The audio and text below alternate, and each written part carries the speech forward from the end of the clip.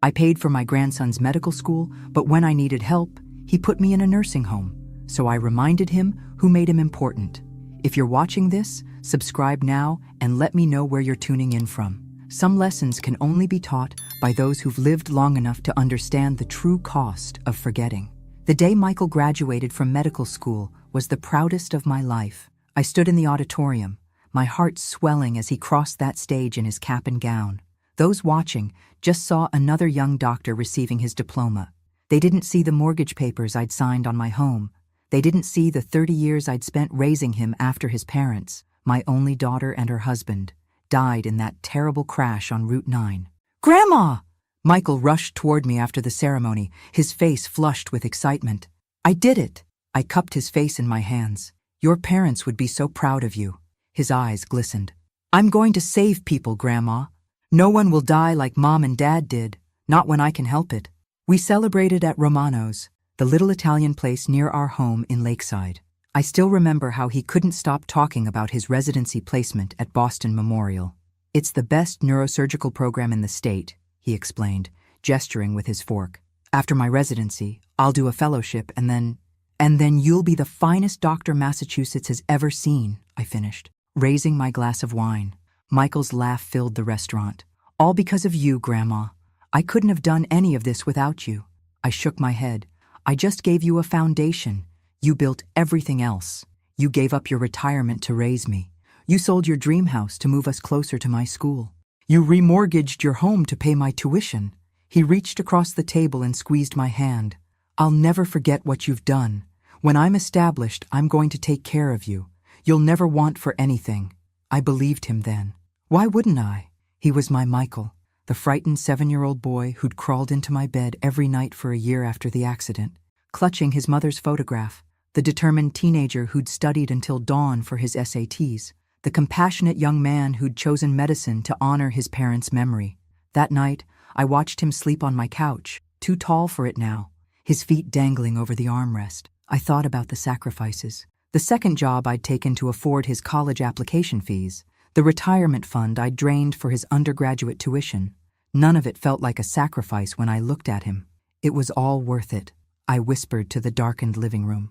I couldn't have known then how those words would haunt me 15 years later, when that same devoted grandson would stand in a hospital corridor, his voice cold as he discussed my future with his wife. "What are we going to do with her?" he'd ask, as if I were a broken appliance to be discarded. And his wife would reply, "That place near Westfield seems good, and it's far enough away." But on that graduation night, the betrayal still lay ahead, invisible as a tumor silently growing beneath the skin.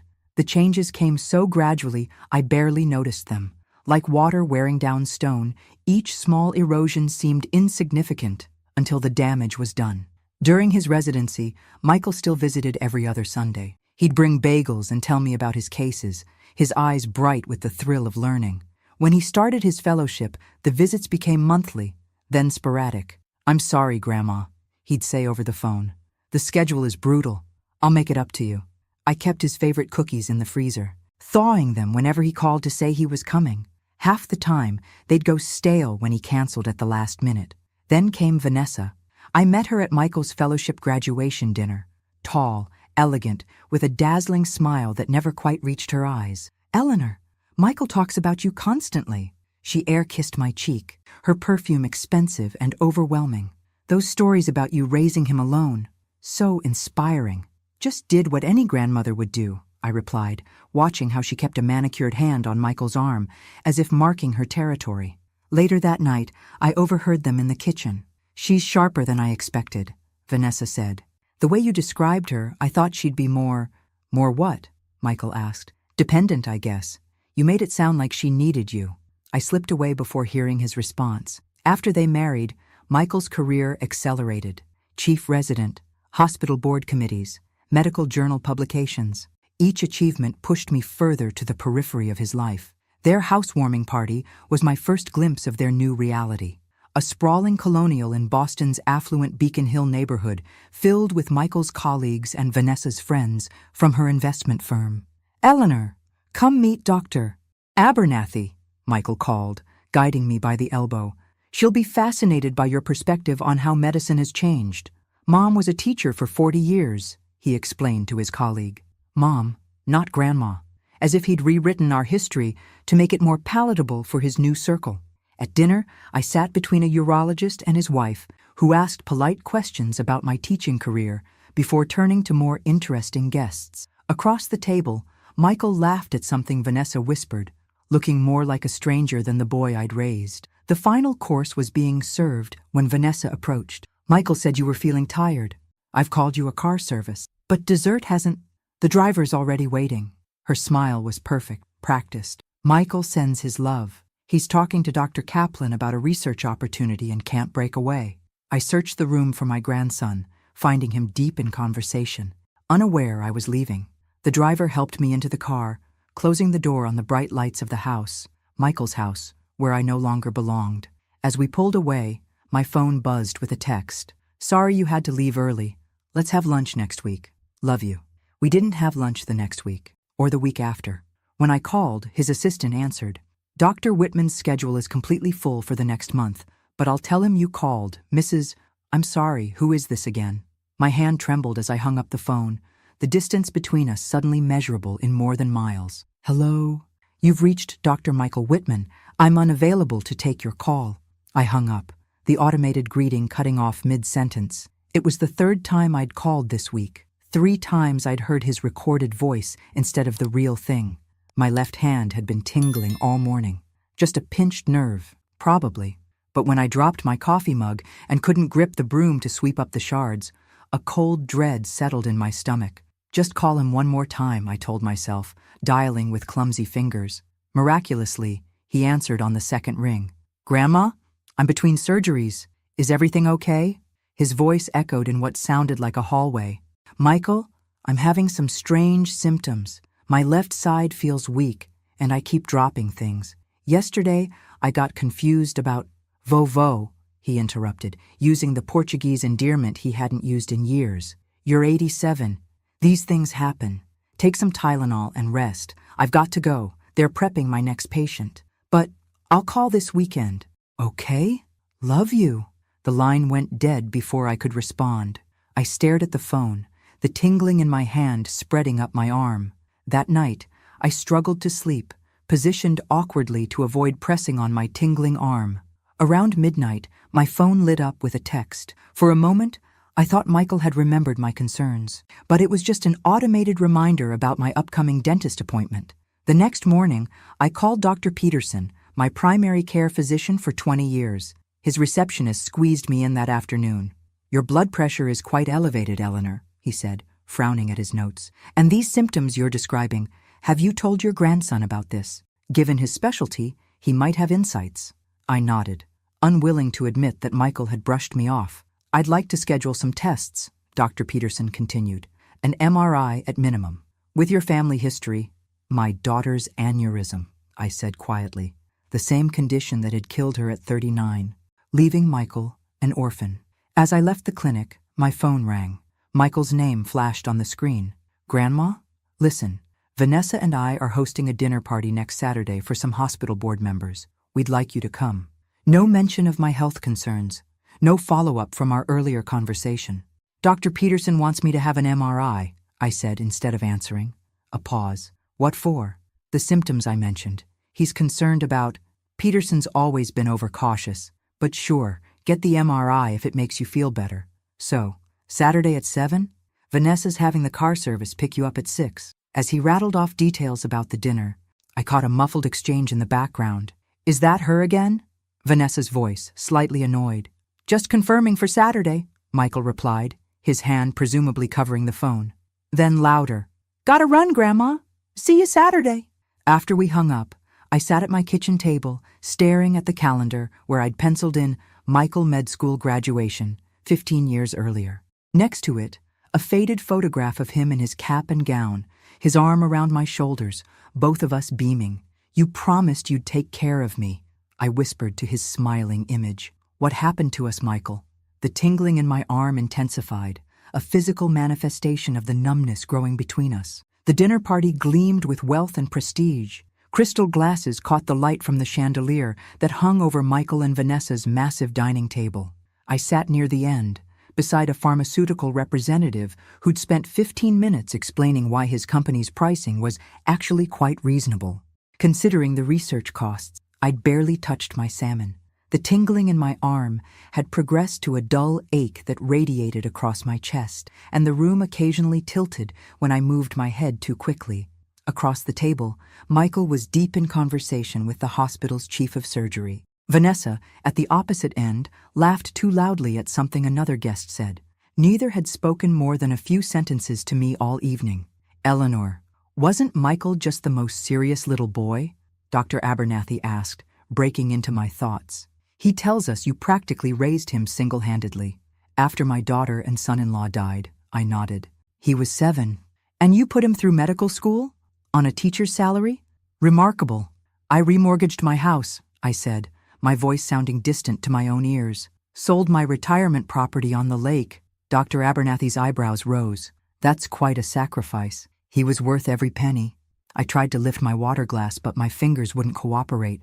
"He promised he'd take care of me when I got older." The glass slipped from my hand, water splashing across the imported tablecloth. Conversation halted as everyone turned to look. "I'm so sorry," I mumbled, trying to blot the spill with my napkin. But my left arm wouldn't move properly, and the room was spinning faster now. "Mom, are you okay?" Michael called from the head of the table, his voice echoing strangely. I tried to answer, but my words came out slurred. The last thing I saw was Vanessa's annoyed expression as I slid from my chair onto the polished hardwood floor. "For God's sake," I heard her say. "She always needs attention at the worst possible times." Darkness swallowed me then, but consciousness returned in fragments. The wail of an ambulance siren, the cold metal of a gurney beneath me, urgent voices using medical terminology I didn't understand, and through it all, Michael's voice, not comforting me, but issuing clinical orders to the EMTs as if I were any other patient. "Potential CVA, patient is 87, history of hypertension." In the emergency room, I drifted in and out of awareness. Bright lights, the scratch of a hospital gown, machines beeping in steady rhythm. Hours later, or was it minutes, I heard Michael's voice again, not from beside my bed, but from the hallway outside my room. "Left-sided weakness, but the CT shows a relatively small bleed. Cognitive function appears mostly intact." Vanessa's voice followed, lower, but clear enough. "So, what's the prognosis?" "She'll need rehabilitation, physical therapy, possibly occupational therapy." "For how long?" A pause. "Could be months, maybe longer." "Michael," Vanessa's voice sharpened, "we can't do this. Your conference schedule alone, not to mention my promotion. We've talked about this." I struggled to open my eyes, to call out, but my body refused to cooperate. "What are we going to do with her?" Michael asked, his voice heavy with resignation. "You know what we need to do. That place near Westfield looks good in the brochures, and it's far enough away." "Sunshine Haven," Michael said quietly. "I'll make the calls tomorrow." I lay perfectly still, tears sliding silently into my hair. In that moment, I realized the cruelest truth. My grandson had died years ago, replaced by this stranger who wore his face but not his heart. Sunshine Haven smelled of industrial cleaner and overcooked vegetables. My room, half of a shared space divided by a thin curtain, contained a narrow bed, a small dresser, and a window overlooking the parking lot. A far cry from the home I'd sacrificed to fund Michael's education. "You'll adjust, Mrs. Whitman," the intake nurse assured me, adjusting my pillow with brisk efficiency. "We have activities every afternoon, bingo on Tuesdays." I'd been at Sunshine Haven for 3 weeks. Michael had visited once, the day he dropped me off. He'd promised to return the following weekend, but called to cancel, citing an emergency surgery. "I brought some paperwork," he said during that first visit, pulling a folder from his briefcase. "Just standard forms for your care and insurance." The new medication made my vision blur, the words on the pages swimming before me. "What exactly am I signing?" I asked, squinting at the documents. "Nothing important. Medical authorization so I can talk to your doctors. Insurance forms. Standard procedure." He placed a pen in my hand and guided it to the signature line. "The nurses need these on file." I signed where he indicated, too disoriented to read the small print, too trusting to question him. That evening, after he left, a candy striper delivered a small box to my room. "Your grandson asked me to give you this," she said, placing it on my nightstand. Inside was my old flip phone and charger with a note. Thought you might want this. Reception isn't great here, but you can try. Love, Michael. I tried calling him that night. The call went straight to voicemail. I left a message he never returned. As weeks turned into months, I worked diligently with the physical therapists, determined to regain my independence. By the second month, I could walk short distances with a walker.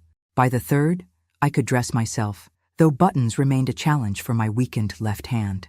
It was during my 4th month at Sunshine Haven that I met Doris Morgan. I was in the common room, attempting to read a dog-eared romance novel despite the blaring television, when a sharp voice cut through the noise. "Excuse me, but could someone please turn down that infernal racket? Some of us are trying to read." The speaker was a thin woman with steel-gray hair cut in a precise bob. She sat ramrod straight in her wheelchair, a leather-bound book open on her lap. No one moved to adjust the volume. The woman sighed dramatically, wheeled herself to the television, and reduced the volume herself, ignoring the protests from 2 residents watching a game show. "Thank you," I said when she returned to her spot near me. "I didn't do it for you," she replied crisply. Then, after a pause, "But you're welcome. I'm Doris Morgan." "Eleanor Whitman." She assessed me with shrewd eyes. "Stroke?" I nodded. 5 months ago. "Heart failure," she said, gesturing to herself, "plus arthritis that would make a saint curse. I was a corporate attorney for 40 years. Now I'm apparently only qualified to play bingo and watch reruns of Golden Girls." Her candor made me smile. "I was a teacher. Raised my grandson after his parents died. He's a neurosurgeon now." "And he put you in this place?" Doris raised an eyebrow. "Some gratitude." My smile faltered. "He's very busy." "Aren't we all?" she countered. "I still manage my stock portfolio from this hellhole. Being old doesn't make us useless." Over the following weeks, Doris introduced me to her small circle. Walter Brennan, a former systems engineer with a perpetual scowl and surprising wit, and Ruby Washington, an ex-nurse with bright eyes and a gift for getting extra desserts from the kitchen staff. "Welcome to the resistance," Ruby told me one afternoon as we sat in the garden. "We may be old, but we're not dead yet." I laughed, feeling something loosen in my chest, something that had been tight since the night I overheard Michael and Vanessa discussing me as a problem to be solved. "My grandson thinks I am," I said, surprising myself with the admission. Ruby patted my hand. Then it's time he learned otherwise, isn't it?" "Straighten your left arm," Lisa, the physical therapist, instructed. "Good. Now reach for the ball." I stretched toward the small rubber ball, my fingers trembling with effort. After 6 months of intensive therapy, I'd regained significant mobility, surpassing the doctor's expectations. "You're making remarkable progress, Eleanor," Lisa said as I grasped the ball. "Most patients your age with similar strokes don't recover this quickly. Most patients my age don't have as much motivation," I replied, thinking of the overheard conversation between Michael and Vanessa. Later, in the common room, I joined my newfound friends for afternoon coffee. Doris was reviewing financial statements, her reading glasses perched on her nose. Walter tinkered with his ancient tablet, while Ruby dealt playing cards for our daily game of hearts. "Michael called this morning," I announced, settling into my chair. "He's coming to visit on Saturday." "First time in what, 3 months?" Ruby asked, shuffling the deck with practiced hands. 4, I corrected. "He's been at conferences, and Vanessa's firm is expanding, so they've been traveling." Walter snorted. "My son uses the same excuses. Too busy to visit, never too busy for a Hawaiian vacation. I see the pictures on Facebook." "You can access Facebook?" I asked, surprised. He patted his tablet. "This old thing still works. Tommy gave it to me 3 Christmases ago so I could see pictures of the grandkids. Half the time he forgets to post any." "Walter was quite the technical genius," Doris explained. "Worked on early computer systems before most people had heard of them." "I wouldn't call myself a genius," Walter grumbled, but his eyes crinkled with pleasure at the compliment. Ruby dealt the cards. "So, Eleanor, what's your plan for the big visit?" "Plan? I'm just happy he's coming." The 3 exchanged glances. "What?" I asked. Doris set down her financial papers. "Eleanor, we've been talking. The way your grandson has treated you, it's not right. He's busy. His career is no excuse," Ruby interrupted firmly. "I worked hospital shifts for 40 years, raised 3 children on my own after my husband died. Never once did I dump my mother in a facility and forget about her." "What Ruby's trying to say," Walter added more gently, "is that we think You deserve better. And we think you know it too, Doris concluded. I stared at my cards, unable to meet their eyes. They were right, of course. The long stretches without visits or calls. The perfunctory 10-minute phone conversations when he did call. The way he'd casually mentioned last month that they were exploring options with my house, as if it were already his property. He's still my grandson, I said finally. The little boy I raised. That boy grew into a man who made choices, Ruby said, laying down her first card. Bad ones. What would you have me do? I'm stuck here. Doris leaned forward. Are you? The doctors say your recovery is exceptional. Your mind is sharp as ever. The only thing keeping you here is your grandson's control over your finances and medical decisions, which you gave him when you signed those papers, Walter added. My stomach twisted at the memory of those blurry documents I'd signed without reading. I trusted him, and he betrayed that trust, Ruby said bluntly. Now the question is, what are you going to do about it? I looked around at these three people who'd become my allies in this sterile place. Doris, with her legal mind. Walter, with his technical skills. Ruby, with her medical knowledge and fierce loyalty. I don't know, I admitted. What can I do? Doris smiled thinly. More than you think, Eleanor. More than anyone suspects. As our game progressed, I found myself sitting straighter, my resolve hardening with each card played. They were right. I'd spent my life as an educator, teaching children to stand up for themselves, to fight injustice, to speak truth to power.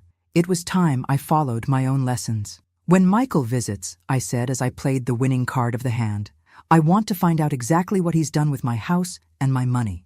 And how do you propose to do that? Doris asked. I met her gaze steadily. I'm his grandmother. I'll ask him directly. Walter chuckled. And if he lies? Then we move to plan B, I replied, surprising myself with my certainty. And I'll need all of your help. Michael arrived late on Saturday, his surgical scrubs exchanged for designer casual wear, his expression a practiced blend of concern and professional detachment. You're looking better, Grandma, he said, kissing my cheek. His cologne was expensive, unfamiliar. The physical therapy helps, I replied, when they don't cut my sessions. His smile faltered slightly. The insurance only covers so much. Healthcare costs are skyrocketing. We sat in the small private meeting room I'd reserved for our visit, an institutional space with motivational posters and vinyl chairs. How's your house? I asked casually. Still enjoying Beacon Hill? It's good. Busy with renovations. Vanessa wants to redo the kitchen. And my house? How are those options you mentioned coming along? Michael's phone buzzed. He glanced at it, then set it face down on the table. Actually, we found a buyer. Good offer, well above market value. They're eager to close quickly. My heart stuttered. You're selling my house? Without consulting me? Grandma, we discussed this. The property tax is a loan. It doesn't make sense to keep it empty. We never discussed selling. And it's still my house, Michael. He sighed, using the same patient tone he probably used with confused patients. The power of attorney you signed gives me authority to manage your assets. The money will go into a trust for your care. I want to see the documents, I said, my voice steadier than I felt. All of them. The power of attorney, the trust agreement, everything. They're at my office. I'll bring copies next time. And when will that be? Another 4 months from now? His jaw tightened. I'm trying to balance a lot, Grandma. My practice, hospital committees, Vanessa's career. His phone buzzed again. This time he answered it, turning slightly away from me. Sorry, I have to take this. It's the hospital. He stood and walked to the corner of the room. Dr. Whitman speaking. While he talked, I noticed his tablet sitting on the chair beside me, its screen illuminated with notifications. One caught my eye. An email from A. Peterson, Sunshine Haven Administrator, with the subject line, Eleanor Whitman Care Plan Adjustment. Michael's conversation continued, something about a patient's test results. Without allowing myself to think about it, I picked up the tablet. The device wasn't locked. Why would it be? He never imagined I'd look. With trembling fingers, I tapped the email notification. Dr. Whitman, it read, this confirms receipt of your request to adjust Eleanor Whitman's care plan to the basic package, effective next month. While we typically recommend maintaining the enhanced package for stroke recovery patients, especially those showing improvement, we will proceed as directed. Please sign and return the attached form to authorize this change. My vision blurred with tears as I quickly photographed the screen with the flip phone Ruby had shown me how to use. I scrolled quickly through his inbox, finding emails about my house sale, discussions with Vanessa about using my retirement funds to cover what he called temporary cash flow issues, and correspondence with lawyers about creating a more restrictive trust arrangement. I photographed as many screens as I could before Michael's call ended. I placed the tablet back on the chair just as he turned around. Sorry about that. Where were we? You were explaining why you're too busy to visit your grandmother, I said, my voice remarkably calm considering the storm inside me. He had the grace to look ashamed. Grandma, that's not fair. I'm trying my best. Are you? I gestured around the room. Is this your best? Putting me in a facility hours from Boston? Selling my home without my consent? Reducing my care plan to save money? His expression shifted from guilt to alarm. What are you talking about? How did you know about the care plan? Or the house? Or how you've been using my retirement money? I leaned forward. I may be old, Michael, but I'm not stupid. You don't understand the financial realities, he said, his voice hardening. The cost of keeping you here is a fraction of what I spent putting you through medical school, I finished. A debt you promised to repay by taking care of me when I got older. Michael stood abruptly. I think you're getting overexcited. Maybe we should continue this another time. When? In another 4 months? I'll come back when you're calmer. He gathered his things, avoiding my eyes. The medications sometimes affect your mood. I'll speak with your doctor about adjusting them. As he reached the door, I called after him. I remember everything, Michael. Every promise you made, every sacrifice I made for you. He paused, but didn't turn around. Goodbye, Grandma. I'll call you. After he left, I sat alone in the sterile room, clutching my flip phone with its photographic evidence. My hands shook, not from weakness, but from rage and determination. Ruby found me there 20 minutes later. Did you get what you needed? She asked. I nodded, showing her the phone. More than I wanted to.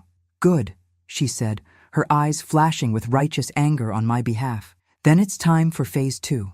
Let me get this straight, Doris said, reviewing the photos on my flip phone. He's selling your house, using your retirement funds, and cutting your therapy, all without your informed consent? We sat in Walter's room, our unofficial War Council headquarters. Walter had propped a handwritten, "Do not disturb medication adjustment" sign on his door to ensure privacy. And he forged my signature on the house listing agreement, I added, pointing to a document visible in one email. That's definitely not my handwriting. Ruby whistled low. That's not just unethical, it's illegal. The power of attorney complicates things, Doris cautioned. If it's comprehensive enough, it might give him broad authority over your assets. But I signed it while medicated, I reminded her. I was barely conscious after the stroke, which could make it contestable. Doris nodded thoughtfully. I practiced corporate law, not elder law, but I know people who specialize in this area. Walter, who had been quietly examining the photos, looked up. The evidence is compelling, but limited. These email snippets don't tell the whole story. What do you suggest? I asked. We need more. He tapped his ancient tablet. If I had access to his email account, I could help you gather comprehensive evidence. That feels like an invasion. I hesitated. More invasive than him selling your house without permission? Ruby asked pointedly. Besides, Doris added, we're not talking about publishing his personal correspondence. We're talking about protecting your rights and assets. I considered this. Even if we wanted to, how would we access his accounts? I don't have his passwords. Walter smiled for the first time since I'd met him. He left his tablet unlocked once. He might do it again. But he won't be back for months, I pointed out. Actually, Ruby interjected, I may have a solution for that. She pulled a small notebook from her pocket. My niece Sarah is a journalist for the Westfield Gazette. She's been wanting to do a feature on vibrant seniors at local care facilities. How does that help us? I asked. Sarah could interview you as part of her story. Your background is compelling. Teacher, raised grandson alone, he becomes successful neurosurgeon. Human interest gold, Ruby's eyes gleamed.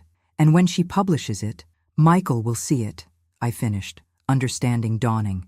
His colleagues might see it too. And he'll feel compelled to visit, Doris concluded, to make sure you're not saying anything unflattering.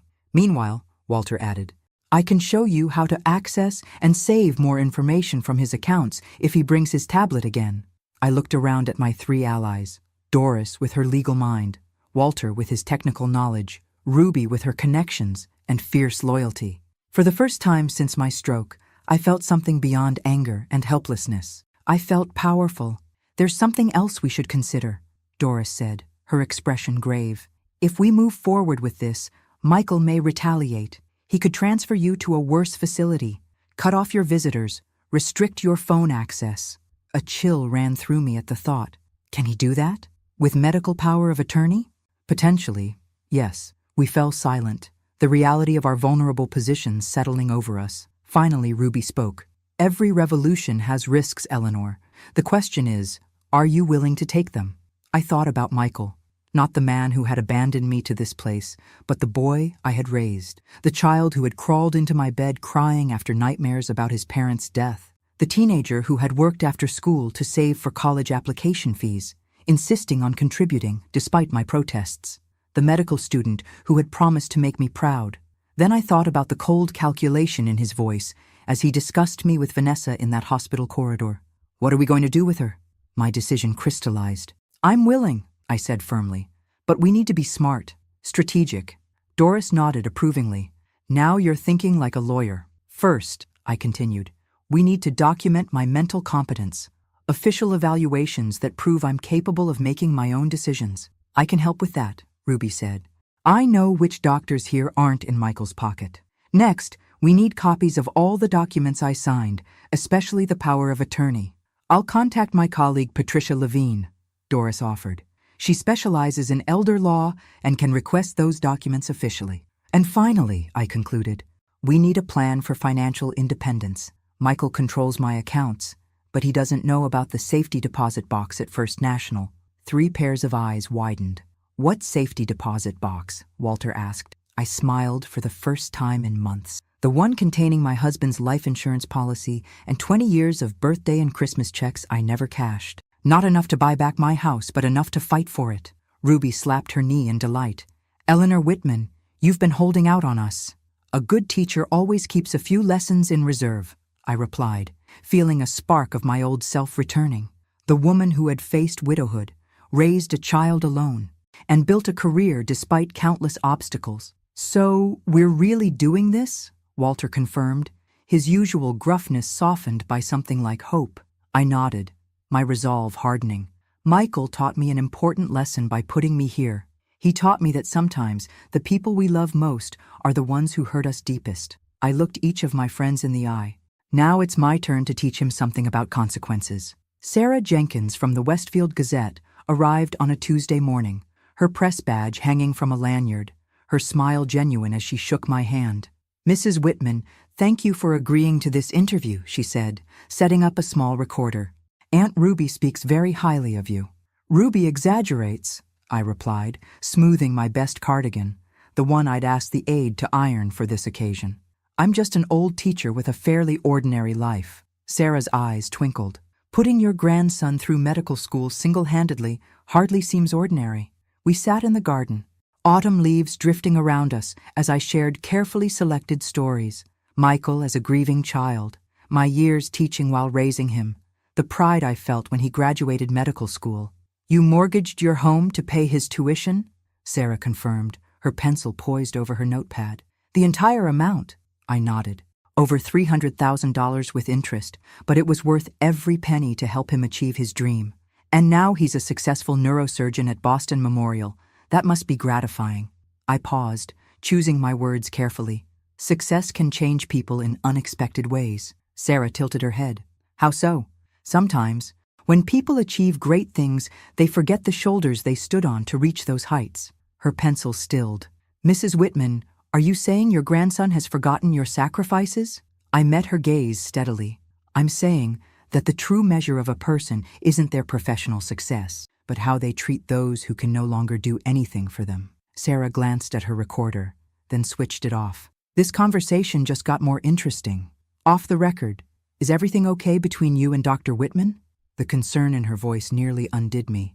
When was the last time someone had asked about my welfare with genuine interest? "Between us," I said softly, "I suffered a stroke at Michael's house 9 months ago.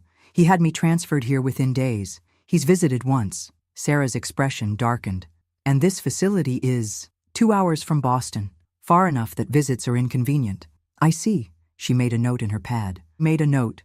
And the house you mortgaged for his education? Being sold without my knowledge or consent. Sarah's professional demeanor slipped momentarily. Forgive me, that's appalling. It's complicated, I acknowledged. Legally, he may have the right. I signed documents after my stroke when I was heavily medicated. Mrs. Whitman, Sarah said, leaning forward. Would you be willing to tell this story? The full story? I hesitated. I don't want to destroy Michael's reputation. What about a story that doesn't name him directly? A piece about elder financial abuse using your experience as a central example without identifying your grandson specifically? That might work, I said slowly. If it could help others in my situation. Exactly. Sarah's eyes lit up with journalistic fire. This isn't about revenge. It's about awareness, about justice. 2 weeks later, Sarah's article appeared on the front page of the Westfield Gazette's Sunday edition. The Price of Devotion, When Family Caregivers Become Financial Predators. The piece detailed my decades of sacrifice, the stroke and the subsequent betrayal, all without naming Michael directly. It concluded with resources for elders facing similar situations and a quote from Patricia Levine, Doris's lawyer friend, about the rise in elder financial abuse cases. By Monday afternoon, the article had been picked up by a medical ethics blog. By Tuesday, it was trending on several social media platforms. On Wednesday, Michael called. "What have you done?" he demanded, his voice tight with controlled fury. "Hello, Michael. It's been weeks since I've heard from you. Don't play innocent. That article, people at the hospital are talking. They think it's about me. Is it?" I asked mildly. A pause. "I'm coming to see you tomorrow. We need to discuss this in person." After he hung up, I called Ruby immediately. "He took the bait," I told her. "He's coming tomorrow." "Perfect," she replied. "I'll alert the others. Operation Dignity is a go." That night, I couldn't sleep. Was I doing the right thing? Was this justice or revenge? The line seemed increasingly blurred. I remembered the last time I'd seen my daughter alive, how she'd hugged Michael goodbye before leaving for the trip that would end in tragedy. "Take care of Grandma if anything happens to us," she'd told him. Not seriously expecting the worst, but instilling the value nonetheless. "I promise," 7-year-old Michael had replied solemnly. Promises made, promises broken. The story of our lives, written in the invisible ink of expectation and disappointment. Tomorrow would begin a new chapter, one that I would write myself, in ink that could never be erased. Michael arrived precisely at 10 a.m., his face a mask of professional composure that did nothing to hide the tension in his shoulders. He found me in the common room, playing cards with Walter, while Ruby and Doris pretended to read nearby. "Grandma, we need to talk." Privately? I laid down my cards. "These are my friends, Michael. Anything you need to say can be said in front of them." His jaw tightened. "This is a family matter. And since you're my only family who bothers to show up, that makes this quick work." I gestured to the empty chair beside me. "Sit. Talk." He remained standing. "That article is causing problems for me. My colleagues, the hospital board, people are making connections." "To what?" I asked innocently. "The article didn't name anyone. Don't be naive. It's specific enough that anyone who knows me can figure it out." He lowered his voice. "Is this about money? Because if it is, it's about respect," I interrupted, my voice steady despite my racing heart. "And honesty. 2 things I thought I taught you." Michael glanced at my friends, clearly uncomfortable with witnesses. "Look, I've made an appointment with Dr. Singh to evaluate your medication. I think your current regimen is affecting your judgment." Walter snorted loudly. Michael shot him a glare before continuing. "I'm also considering whether Sunshine Haven is the right facility for your needs." "Is that a threat?" Ruby asked sharply. Michael ignored her, focusing on me. "I've only ever wanted what's best for you, Grandma. But this behavior, collaborating with journalists, making implications about my character, it suggests your condition might be worse than we thought." "My condition," I repeated slowly, "is that I'm tired of being treated like an inconvenient obligation." His expression hardened. "I have responsibilities, a career, a marriage, all made possible by my sacrifices," I finished for him. "Sacrifices you promised to honor by taking care of me when I needed you." Something flickered in his eyes. Guilt, perhaps, or just annoyance at being challenged. He reached into his jacket and withdrew his tablet. "I want to show you something." He tapped the screen, then turned it toward me. These are your medical records, the cognitive assessments after your stroke. They indicate significant impairment in judgment and decision-making. I studied the document, noting the date, 3 days after my stroke, when I was heavily sedated and barely conscious. Interesting timing on that assessment, Doris remarked, abandoning any pretense of not listening. Was Mrs. Whitman even fully conscious then? Michael's head snapped toward her. Excuse me, but who are you? Doris Morgan, former senior partner at Lieberman and Associates. She extended her hand with perfect professional courtesy. I specialized in corporate fraud cases for 40 years. Michael ignored her hand. This is a private medical discussion. Actually, came a new voice from the doorway. I believe it's become a legal one. We all turned to see a tall woman in a crisp suit entering the room, briefcase in hand. Patricia Levine, she announced, striding forward to hand Michael a business card. Elder law specialist. I've been retained to represent Eleanor Whitman. Michael stared at the card. This is ridiculous. I'm her medical proxy and power of attorney. About that, Patricia replied, opening her briefcase to extract a folder. I've filed a petition to revoke both, on grounds that they were obtained while Mrs. Whitman was medically incapacitated and without proper witnesses or disclosure of terms. The blood drained from Michael's face. You can't do that. I already have. Patricia handed him a document. This is your copy of the court filing. You'll also find a temporary restraining order preventing any changes to Mrs. Whitman's current assets or living arrangements pending a hearing. Michael's tablet slipped from his fingers, clattering onto the table. I reached for it casually, as if to prevent it from falling further. You've also been formally reported to the Massachusetts Medical Board for potential ethics violations, Patricia continued, her voice professionally neutral. Specifically regarding using your position as a physician to influence financial decisions for a family member without proper disclosure or consent. This is insane, Michael sputtered, his composure finally cracking. Grandma, tell them this isn't what you want. I looked at my grandson, the boy I'd raised, the man he'd become, the stranger he now was to me. For a moment, I saw the frightened 7-year-old who'd lost his parents, superimposed over the arrogant surgeon who'd abandoned me when I needed him most.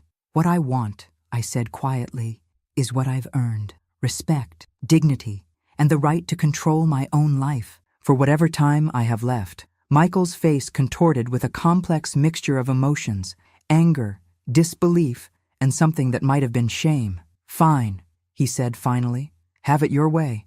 But don't expect me to keep paying for this place when you've turned against me. Oh, I won't need your money, I replied, turning his tablet around to show the screen. Not my medical records, but his email inbox, now open after I'd entered the password I'd watched him type during his previous visit. I have access to my own accounts again, and evidence of exactly how you've been managing them. For the first time in my life, I saw my grandson speechless. The look of utter shock on his face would have been comical under different circumstances. You should go now, Michael, I said gently. Your lawyer will be hearing from mine very soon. As he backed toward the door, Patricia added, and Dr. Whitman, I'd advise against making any significant financial transactions in the immediate future. The court tends to frown on that once proceedings have begun. After he left, the room erupted in quiet celebration. Walter patted my shoulder awkwardly. Ruby squeezed my hand. Doris nodded with professional approval. But beneath the triumph, my heart ached. In winning this battle, I had likely lost my only family forever. Are you okay? Ruby asked softly, noticing my expression. I did what I had to do, I replied. The rest remains to be seen. The hearing took place 4 months later in a wood-paneled courtroom in Springfield. I sat at the plaintiff's table beside Patricia, my back straight despite the dull ache that had become my constant companion. All rise, the bailiff called as the judge entered, a stern-faced woman in her 60s with silver hair and piercing eyes. Michael sat at the defense table with his attorney, a polished man in an expensive suit. He hadn't looked at me once since entering the courtroom. The gallery behind us was surprisingly full. Ruby, Doris, and Walter occupied the front row. Behind them sat Janet, the social worker from Sunshine Haven, who had provided key testimony about my mental competence. Sarah Jenkins from the Westfield Gazette was there too, notebook in hand, though this was officially a closed hearing. Most surprising was the presence of Vanessa in the last row, sitting alone, her expression unreadable. This court is now in session, Judge Harmon announced. Whitman versus Whitman, petition to revoke power of attorney and request for financial accounting. What followed was 3 hours of detailed testimony. Patricia presented evidence of my mental competence, including recent evaluations from 3 separate neurologists. She demonstrated the suspicious timing of the power of attorney signing, just hours after I'd received a significant increase in pain medication. Most damaging was the financial evidence. Bank statements showing transfers from my accounts to cover what appeared to be Michael and Vanessa's personal expenses. Emails discussing how to structure the sale of my house to maximize their benefit, and documented instances where Michael had overruled medical recommendations for my care to reduce costs. Michael's attorney argued that all actions were within the legal bounds of the power of attorney and were made with my best interests in mind. Dr. Whitman is a respected medical professional who understands his grandmother's needs better than she does herself, he insisted. These financial decisions were necessary to ensure her long-term care. When it was my turn to testify, I made my way slowly to the witness stand, refusing the offered wheelchair. I wanted the judge to see me standing on my own 2 feet. Mrs. Whitman, Patricia began, could you explain to the court your understanding of the documents you signed after your stroke? I had no understanding, I replied clearly. I was heavily medicated. Michael told me they were standard forms for my medical care. He never mentioned they would give him control over my house or finances. And if you had understood, would you have signed them? Absolutely not, I stated firmly. I raised Michael after his parents died. I sacrificed my retirement and mortgaged my home to put him through medical school. I did this willingly, out of love, but I never intended to surrender control of my life to anyone, not even him. During cross-examination, Michael's attorney tried to paint me as confused and resentful. Isn't it true that you've been angry with your grandson for abandoning you, as you perceive it? He asked. I've been disappointed, I corrected. There's a difference. And this legal action? Isn't it really about punishing Dr. Whitman for not visiting as often as you'd like? I met the attorney's gaze steadily. This action is about justice, about honoring promises made. Michael promised to care for me as I aged. Instead, he treated me as a burden to be managed from a distance. The attorney's expression hardened. So this is about revenge. I shook my head. No, it's about remembering who we are and what we owe each other. Michael seems to have forgotten both. When Michael took the stand, he spoke of the financial pressures of maintaining my care, the difficult decisions he'd had to make as my condition deteriorated. Everything I did was for her benefit, he insisted. The house was sitting empty, costing money in taxes and maintenance. The sale proceeds were intended for her care fund. Yet the documents show you used some of those proceeds to pay off personal debts, Patricia pointed out during cross-examination. Temporary allocations, Michael responded stiffly. I intended to repay those amounts. Like your grandmother, intended to be repaid for financing your medical education? Patricia asked. Judge Harmon intervened before he could answer. The court will take a 15-minute recess before closing arguments. During the break, I stepped into the hallway for air, leaning heavily on my cane.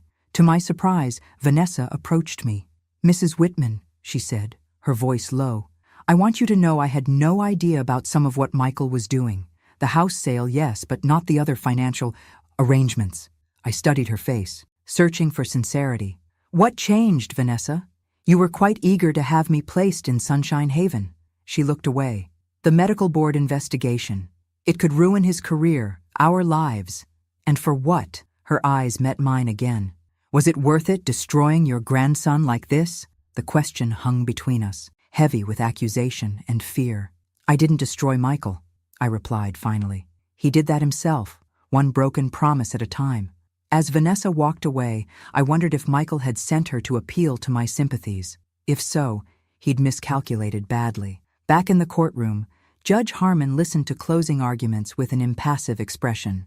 When both sides had finished, she spoke directly to me. Mrs. Whitman, regardless of my ruling, I want to acknowledge your courage in bringing this case forward. Elder financial abuse often goes unreported because victims fear exactly the kind of family rupture you're experiencing now. She turned to Michael. Dr. Whitman, your professional achievements are commendable, but they do not exempt you from ethical obligations to your family members. The judge shuffled her papers, then delivered her ruling. The power of attorney was revoked immediately. Control of my remaining assets would be returned to me, and Michael would be required to provide a full accounting of all transactions made using my funds, with any personal use to be repaid with interest. Furthermore, she concluded, I am referring this case to the District Attorney's Office for potential criminal investigation regarding the unauthorized signature on the house sale documents. This court is adjourned. As people began to file out, I remained seated, suddenly exhausted. The victory felt hollow. I had won my freedom and financial independence, but at what cost? Michael passed my table without a glance, his shoulders rigid with humiliation and anger. Michael, I called softly. He paused, but didn't turn. I never wanted this, I said. I just wanted you to remember who you are, who we were to each other. For a moment, I thought he might respond. Instead, he continued walking, disappearing through the courtroom doors and, perhaps from my life forever. Ruby appeared at my side, her warm hand covering mine. You did what needed to be done, Eleanor. No matter what happens next, remember that. I nodded, tears finally spilling down my cheeks. Not for the money or the house or even the betrayal, but for the little boy I had loved, who somewhere along the way had forgotten how to love me back. 1 year after the court hearing, I sat on the balcony of my new apartment in a senior living community in Cambridge, watching autumn leaves dance across the courtyard. The community was everything Sunshine Haven wasn't: bright, engaging, respectful of its residents' autonomy. Ruby lived 3 doors down, having moved here shortly after I did.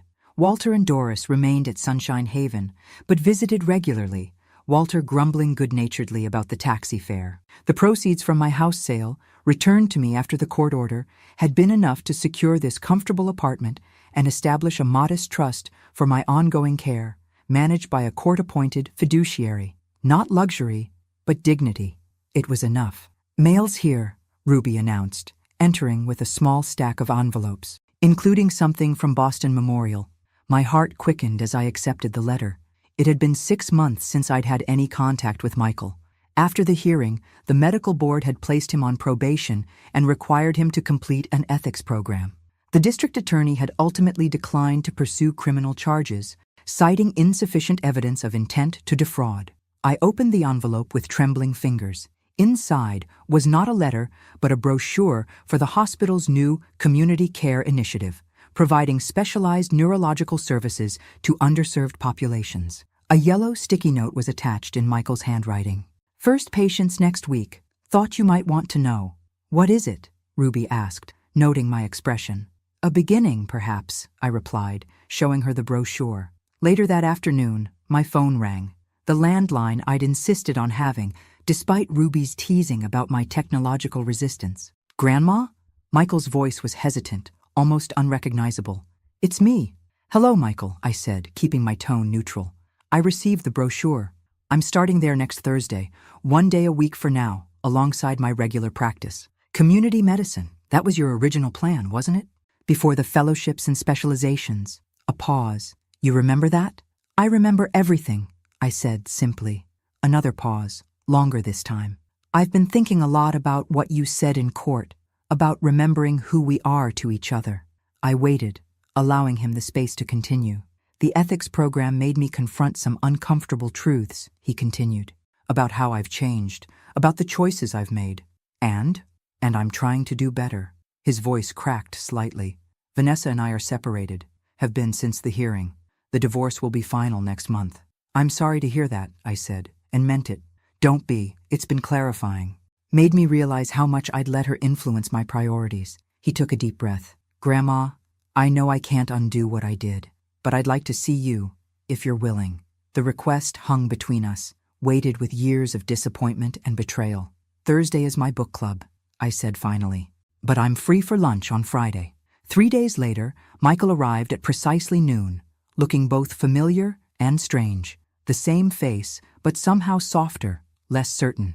He'd brought sandwiches from the deli we used to visit near my old house. You remembered, I said, accepting the paper-wrapped package. Turkey on rye, extra pickles, no mayo. He attempted a smile. Some things stay with you. We ate at my small kitchen table, the conversation stilted but civil. He told me about the community clinic, about patients he'd already screened for the program. I shared stories about Ruby's latest hobby, watercolor painting, and Walter's ongoing battle with the Sunshine Haven administration over internet access. As he prepared to leave, Michael paused at the door. "I have something for you." He reached into his pocket and withdrew a small key. "It's to the safe deposit box, your safe deposit box. I never accessed it, but the bank sent the renewal notice to my address." I accepted the key, our fingers briefly touching. "Thank you. There's something else." He withdrew an envelope from his jacket. "It's not much, but it's a start." Inside was a check, the first repayment of the money he'd diverted from my accounts. "Michael, please," he interrupted, "let me do this. Not because the court ordered it, but because it's right." I studied his face, searching for the grandson I'd raised. For the first time in years, I caught a glimpse of him, in the uncertainty of his posture, the absence of arrogance in his eyes. "Will you come again?" I asked. "If you'll let me." "Next Friday, same time," I said. "Bring those cookies from Baker's Square, the chocolate ones with walnuts." His smile was tentative but real. I remember. After he left, I joined Ruby in the community room where she was setting up her easel. "How did it go?" she asked. "It's a beginning," I replied, watching through the window as Michael walked to his car. "Not forgiveness exactly, but maybe understanding. After everything he did, you're giving him another chance?" Ruby's tone held no judgment, only curiosity. I considered the question carefully, thinking of the boy who had become a man, who had become a stranger, who was now trying to find his way back. "I'm not doing it for him," I said finally. "I'm doing it for me. For the teacher who spent her life believing people can learn and change. For the grandmother who never stopped loving her grandson, even when he forgot how to love her back." Ruby squeezed my hand. "That's the Eleanor I know." As I watched Michael drive away, I remembered something I used to tell my students when they struggled with difficult lessons. The greatest gift a teacher can give is not knowledge, but the chance to try again after failure. Michael had failed himself as much as me. But in that failure, perhaps he'd finally learned the lesson I'd tried to teach him all along, that true success isn't measured in titles or bank accounts, but in how we honor the promises we make to those who sacrificed for us. It wasn't the ending I'd imagined for us, but then the best stories rarely end as we expect. They simply continue, one page turning to the next, offering new chapters we never anticipated. And this chapter, imperfect as it was, felt like one worth reading. Thanks for listening. Don't forget to subscribe and feel free to share your story in the comments. Your voice matters.